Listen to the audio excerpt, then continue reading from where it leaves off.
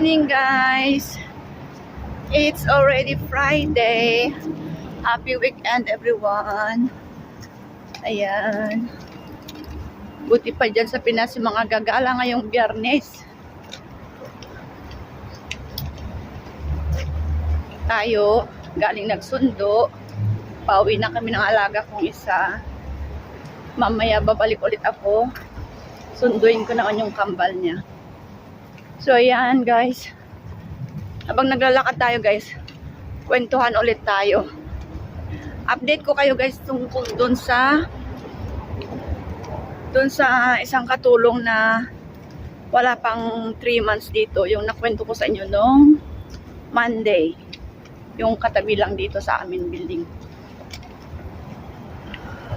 Nakasalubong siya nung Wednesday. Galing ng ng supermarket. Bumili ng carrots pang spring rolls daw. Gagawa daw siya ng spring rolls. So yun, nagkwentuhan kami saglit doon sa may daanan. Wait. There's a car. Tatawid kami. Here, the other side. So ayan. Nagkwentuhan kami, tapos sabi ko, anong pinag-usapan yun ni Amo? And then sabi niya, nagalit daw si Amo niya nung kinausap niya tungkol sa oras ng kanyang day off, yung labas at uwi niya.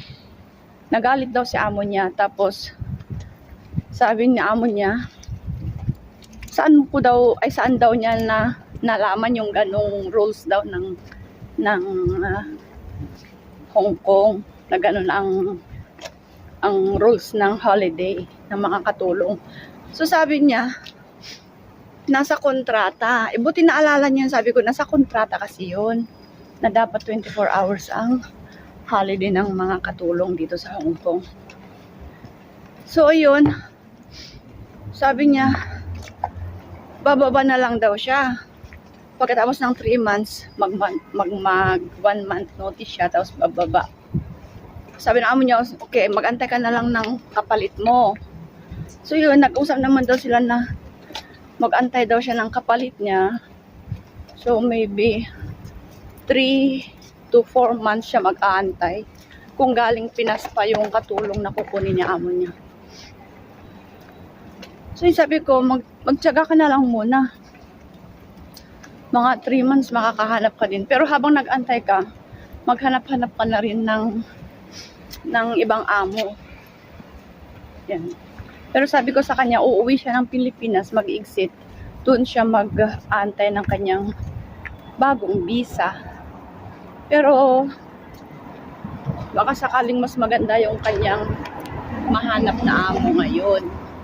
Itong pangalawa. So yun ang update doon sa kabayan na baguhan dito sa Hong Kong. Nagkaano naman daw sila ng amo niya. Nagkaayos na, nagkaintindihan na mag-aantay siya ng bagong kapalit bago siya bababa.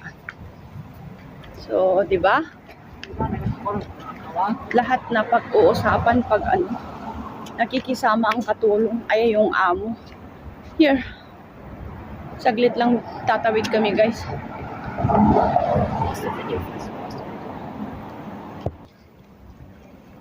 So yan lang, guys.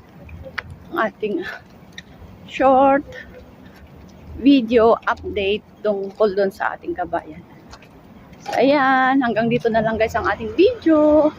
Please like, share, and comment below, guys. And do subscribe. Pindutin ang bell para ma-notify kayo, guys, kung may bago akong upload. Ayan. Ganito na lang tayo mag-vlog, guys. Walking while vlogging. Or vlogging while walking tayo. Thank you for watching. Happy weekend, everyone.